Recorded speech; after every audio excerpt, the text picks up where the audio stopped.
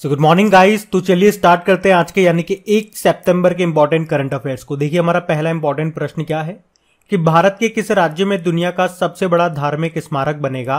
तो आंसर होगा पश्चिम बंगाल। तो पश्चिम बंगाल में टेम्पल ऑफ वैदिक प्लेनेटेरियम यानी कि वैदिक तारामंडल का मंदिर, ये पश्चिम बंगाल के मायापुरा में नादिया जिले में बन रहा है। ये दुनिया का सबसे बड़ा धार्मिक स्मारक होगा और इस्कॉन का हेडक्वार्टर मुख्यालय भी होगा। वैसे तो ये 2010 में बनना शुरू हुआ था और अब ये 2024 में बन करके तैयार हो जाएगा। आपको याद है कंबोडिया में कौन सा मंदिर हम पढ़ते, कई बार पढ़ा है हमने, अंकोर वाट का मंदिर है, ये उससे भी बड़ा होगा। और इसके निर्माण का उद्देश्य क्या है? वैदिक संस्कृति के बारे में लोगों को जानकारी देना, उन्हें जागरूक करना। ये मंदिर भगवान कृष्ण को समर्पित है। इस्कॉन की बात हुई है तो ही हम समझ सकते हैं ये भगवान कृष्ण को ही समर्पित होगा। इस्कॉन के संस्थापक कौन थे? श्रील प्रभुपाद। अच्छा, कुछ प्रश्न मैं आपसे पूछता हूं, करंट अफेयर से रिलेटेड प्रश्न होंगे, उत्तर देने की कोशिश करना। बताओ, अभी प्रधानमंत्री नरेंद्र मोदी जी ने देश का पहला भूकंप स्मारक ये कहां पे लॉन्च किया? तो आंसर होगा गुजरात के भुज में, और इसका नाम भी दिया था क्या? स्मृति वन, पढ़ा था हमने। अभी दिल्ली के अनंग ताल झील को राष्ट्रीय स्मारक घोषित किया गया, और उससे पहले राजस्थान की मानगढ़ पहाड़ी को भी राष्ट्रीय महत्व का स्मारक घोषित किया गया था। आपको याद होगा उत्तर प्रदेश के मेरठ में खोला जाएगा जानवरों के लिए देश का पहला एनिमल वॉर मेमोरियल यानी कि युद्ध स्मारक। और अभी जो 75वां संतोष ट्रॉफी हुआ था, संतोष ट्रॉफी का संबंध किस खेल से है? ये भी तो एक प्रश्न है, फुटबॉल से, जिसको केरल ने जीता है पश्चिम बंगाल को हरा करके। अब बात पश्चिम बंगाल की है तो ये रहा मैप में पश्चिम बंगाल।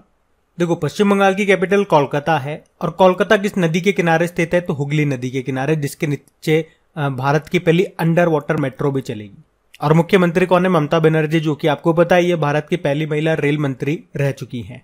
और यहाँ के जो अभी तक गवर्नर हुआ करते थे जगदीप धनखड़, ये अभी नए वाइस प्रेसिडेंट बन गए हैं। कौन से नंबर के? 14 नंबर के। तो अब यहाँ के गवर्नर कौन है? जो मणिपुर के गवर्नर है ला गणेशन, उन्हीं के पास यहाँ का अतिरिक्त प्रभार एडिशनल चार्ज है। और पश्चिम बंगाल में ही खोला गया है भारत का पहला टायर पार्क। अभी यहाँ पे 7 नए जिले बन गए हैं, पहले 23 थे, अब 7 हो गए, तो टोटल कितने? 30। और याद रखना, अपना जैव विविधता रजिस्टर पाने वाला पहला मेट्रो शहर ये कोलकाता है। अच्छा, एक पर्वतारोही का नाम आप याद रखेंगे, ये पश्चिम बंगाल की है, नाम है पियाली बसाक। क्या कारनामा किया इन्होंने? बिना ऑक्सीजन सपोर्ट के माउंट एवरेस्ट को फतेह करने वाली पहली भारतीय बनी है ये, तो नाम तो इंपॉर्टेंट है। अभी ममता बनर्जी के ऊपर एक बुक आई थी, ममता बियॉन्ड 2021, जिसको लिखा था जयंता घोषाल ने। और पश्चिम बंगाल की दुर्गा पूजा को यूनेस्को की अमूर्त विरासत सूची में शामिल किया गया। कौन से नंबर की बनी? तो 14 नंबर की। तो ये सारे पॉइंट्स आप याद रखेंगे। बढ़ते आगे। फिर बताइए, हाल ही में Indian banking in retrospect 75 years of independence नाम की बुक को किसने लिखा? तो आंसर होगा डॉक्टर आशुतोष राराविकार ने। तो आरबीआई के आर्थिक और नीति अनुसंधान विभाग के निदेशक हैं डॉक्टर आशुतोष राराविकार। इन्होंने ये बुक लिखी है जिसका नाम है Indian banking in retrospect 75 years of independence. और जो प्रधानमंत्री नरेंद्र मोदी की आर्थिक सलाहकार परिषद के अध्यक्ष हैं विवेक देबरॉय, उन्होंने इस बुक की प्रस्तावना लिखी है। अच्छा, कुछ इंपॉर्टेंट नाम मैं बता रहा हूं। बिमल जालान, आप जानते होंगे, आरबीआई के पूर्व गवर्नर हैं ये, इन्होंने भी एक बुक लिखी थी जिसका नाम है the India story book. Urjit Patel, ये भी आरबीआई के पूर्व गवर्नर हैं, इन्होंने कौन सी बुक लिखी थी? Overdraft saving the Indian saver. और विरल आचार्य, ये आरबीआई के पूर्व डेप्यूटी गवर्नर थे, इन्होंने भी बुक लिखी थी जिसका नाम है quest for restoring financial stability in India. अब आप लोगों के लिए एक प्रश्न है, स्टेट बैंक ऑफ इंडिया के वर्तमान में अध्यक्ष आप जानते हो दिनेश कुमार खारा हैं, उनसे पहले कौन थे? रजनीश कुमार। उन्होंने कौन सी बुक लिखी थी वो आप बताओ। और जब भी एसबीआई की बात हम करते हैं तो उनका नाम मैं आपको हमेशा बताता हूं, और उनकी बुक का नाम भी। अब आप लोग बताओ, हम बढ़ते हैं आगे। चलो बताओ, हाल ही में छात्रों के लिए भारत का पहला वर्चुअल स्कूल किसने लॉन्च किया? तो आंसर होगा अरविंद केजरीवाल। तो अभी दिल्ली के जो मुख्यमंत्री है अरविंद केजरीवाल, उन्होंने देश के पहले वर्चुअल स्कूल की शुरुआत की है। ये वर्चुअल स्कूल कक्षा 9वीं से लेकर 12वीं कक्षा के लिए है। इसमें कक्षाएं ऑनलाइन होंगी और रिकॉर्डेड लेक्चर भी ऑनलाइन अपलोड किए जाएंगे। अभी आपको याद होगा दिल्ली सरकार ने निर्माण श्रमिकों के कौशल को उन्नत करने के लिए मिशन कुशल कर्मी कार्यक्रम शुरू किया था। दिल्ली सरकार अपनी कॉलोनियों और गलियों के नाम से हरिजन शब्द को हटाकर BR अम्बेडकर के नाम पे रखेगी। चलो आप बताओ किस शहर में देश का पहला ट्रांसजेंडर स्कूल खोला जाएगा? तो आंसर होगा कोच्चि, केरल में। और ट्रांसजेंडर यूनिवर्सिटी कहां पे बन रही है ये पूछेंगे तो इसका उत्तर आप लोग देंगे। और बताओ पहले ड्रोन स्कूल का उद्घाटन कहां पे किया गया था? मध्य प्रदेश के ग्वालियर में। भारत का पहला डिजिटल यूनिवर्सिटी का उद्घाटन कहां पे किया गया? केरल में। उत्तर प्रदेश ने स्कूल चलो अभियान अभी शुरू किया था, कहां से? श्रावस्ती जिले से। और उत्तर प्रदेश वर्चुअल कोर्ट के जरिए अदालतों में सुनवाई करने वाला पहला राज्य भी बना था। अभी आपको याद होगा पहली खेलो इंडिया फेंसिंग वुमेन्स लीग ये कहां पे हुई? तो आंसर होगा नई दिल्ली में, नई दिल्ली के ताल कटोरा स्टेडियम में। और भारत का पहला पशु स्वास्थ्य शिखर सम्मेलन का उद्घाटन कहां पे किया गया? नई दिल्ली में। अभी दिल्ली के लेफ्टिनेंट गवर्नर कौन बने? विनय कुमार सक्सेना। और दिल्ली हाईकोर्ट के चीफ जस्टिस सतीश चंद्र शर्मा। याद रखना अभी दिल्ली में ही मुख्यमंत्री मुफ्त सीवर कनेक्शन योजना शुरू हुई थी। और भारत का पहला ई वेस्ट इको पार्क ये भी आपके बनेगा कहां पे? दिल्ली में। देश का पहला स्मॉग टावर भी लगा है दिल्ली में। और अभी 2022 का जो प्रो कबड्डी लीग का 8वां सीजन था वो दबंग दिल्ली ने जीता है पटना पायरेट्स को हरा करके। तो ये सारे पॉइंट्स याद रखना, बढ़ते हैं आगे। चलो बताओ भारतीय रेलवे ने हवा में जल वाष्प को पीने योग्य पानी में बदलने के लिए मुंबई स्टेशनों पर कौन सी मशीनें स्थापित की है? तो आंसर होगा मेघदूत। तो अभी भारतीय रेलवे ने दादर, ठाणे और मुंबई के अन्य स्टेशनों पर मेघदूत मशीनें लगाई हैं। ये मेघदूत नाम की मशीनें क्या करेंगी? हवा में जो जल वाष्प है, वाटर वेपर है या जो मॉइस्चर है उसको पीने योग्य पानी में बदल देगी। और ये प्रश्न अगर आपको याद हो तो ये हम पहली बार नहीं पढ़ रहे हैं, जब इसकी चर्चा हुई थी तब भी हमने इसको करंट अफेयर्स में कवर किया था और अभी इसको स्थापित कर दिया गया, लगा दिया गया, तब भी हम इसको पढ़ रहे हैं। तो इन मेघदूत मशीनों को 5 साल के लिए स्थापित करने का ठेका मैत्री एक्वेटिक प्राइवेट लिमिटेड को दिया गया। इन मशीनों का नाम आप याद रखना, मेघदूत इनका नाम है। अच्छा, आपको याद है अभी मध्य प्रदेश का बुरहानपुर बना था देश का पहला हर घर जल वाला प्रमाणित जिला। और हर घर जल प्रमाणित वाला देश का पहला राज्य कौन सा बना था? गोवा। और देश का पहला यूनियन टेरिटरी कौन सा बना था? दादर एवं नागर हवेली तथा दमन एंड दीव। ये एक ही है, पहले 2 अलग अलग थे लेकिन अभी इनको मर्ज करके एक ही कर दिया गया। और जल की बात है तो एक तो वर्ल्ड वाटर डे याद रखना, 22 मार्च को मनाते हैं। जल शक्ति मंत्री कौन है? गजेंद्र सिंह शेखावत है। जल जीवन मिशन की बात होगी, लॉन्च हुआ था 2019 में, जिसका उद्देश्य है 2024 तक हर घर नल कनेक्शन देना। और बताओ जल जीवन मिशन के तहत 100वां हर घर जल जिला कौन सा बना था? हिमाचल प्रदेश का चंबा जिला। और वाटर प्लस सर्टिफिकेट पाने वाला पहला शहर कौन सा है? इंदौर है। 24 घंटे 7 दिन नल से स्वच्छ जल देने वाला पहला शहर कौन सा है?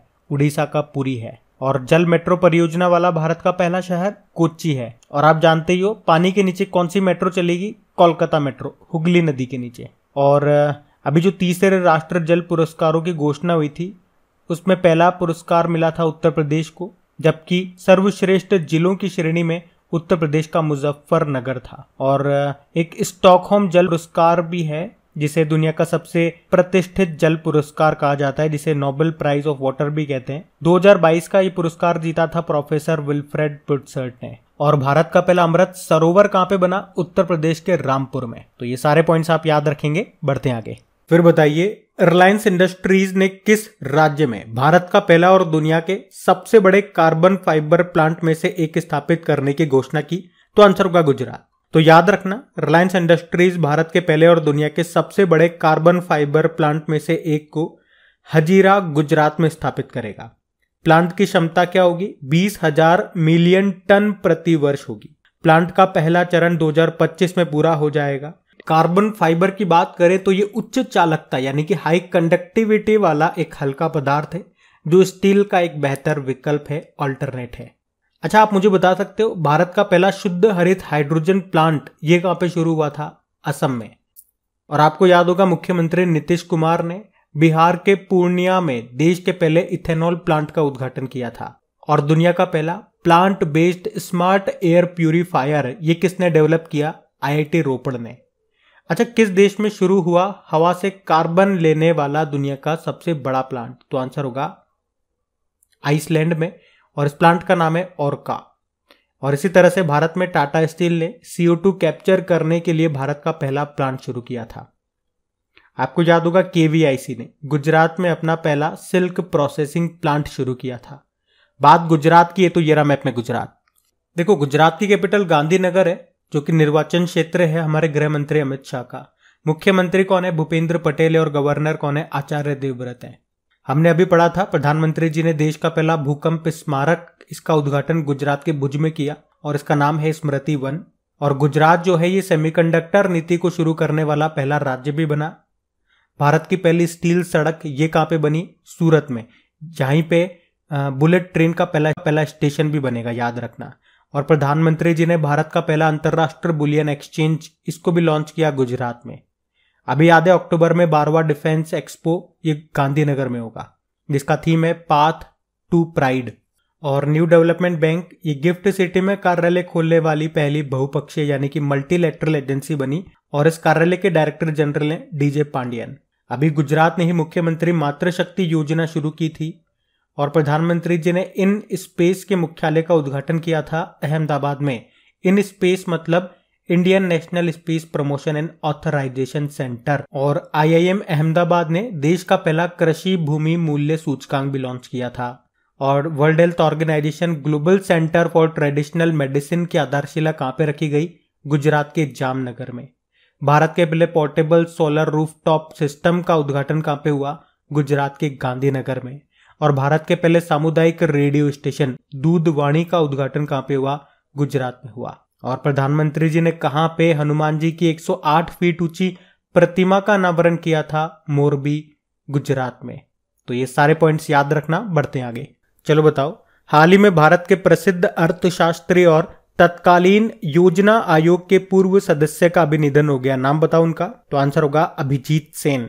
तो भारत के प्रसिद्ध कृषि अर्थशास्त्री और तत्कालीन योजना आयोग के पूर्व सदस्य अभिजीत सेन का भी निधन हो गया। वे खाद्यान्न की सार्वजनिक वितरण प्रणाली के प्रबल समर्थक और एक प्रतिष्ठित ग्रामीण अर्थव्यवस्था विशेषज्ञ थे। और 2004 से लेकर 2014 के बीच में वे योजना आयोग के सदस्य भी रहे। उन्हें 2010 में सार्वजनिक सेवा के लिए पद्म भूषण से भी सम्मानित किया गया था। क्या नाम था? अभिजीत सेन। अब इन्हीं से मिलता जुलता एक नाम है अमर्त्य सेन, मतलब सरनेम सेम है, सेन सेन। ये कौन है वैसे? तो ये भारत के पहले अर्थशास्त्री बने थे जिन्हें अर्थशास्त्र का नोबेल पुरस्कार मिला था 1998 में। और अर्थशास्त्र का नोबेल पुरस्कार प्राप्त करने वाले वो पहले भारतीय नहीं, पहले एशियाई भी थे। कब मिला था? 1998 में। और उसके एक साल बाद इनको भारत का सर्वोच्च नागरिक सम्मान भारत रत्न भी मिला। और अगर हम बात करें अभिजीत बनर्जी की, तो ये भारतीय अमेरिकी अर्थशास्त्री हैं। 2019 में इनका नाम आया था जब एस्थर डुफ्लो और माइकल क्रेमर के साथ अर्थशास्त्र का नोबेल पुरस्कार जीता था इन्होंने। तो ये भी थोड़े से ध्यान रखना नाम, हो सकता है एग्जामिनर कंफ्यूज करने के लिए ये नाम डाल दे, ध्यान रखना। बढ़ते आगे। चलो बताओ, हाल ही में थाईलैंड में भारत के अगले राजदूत के रूप में किसे नियुक्त किया गया? तो आंसर होगा नागेश सिंह को। तो अभी नागेश सिंह को थाईलैंड में भारत के अगले राजदूत के रूप में नियुक्त किया गया है। वे सुचित्रा दुर्रई की जगह लेंगे। आपको याद है विक्रम के दुर्रई स्वामी अभी यूके में भारत के नए हाई कमिश्नर बने। प्रणय वर्मा बांग्लादेश में भारत के नए राजदूत बने।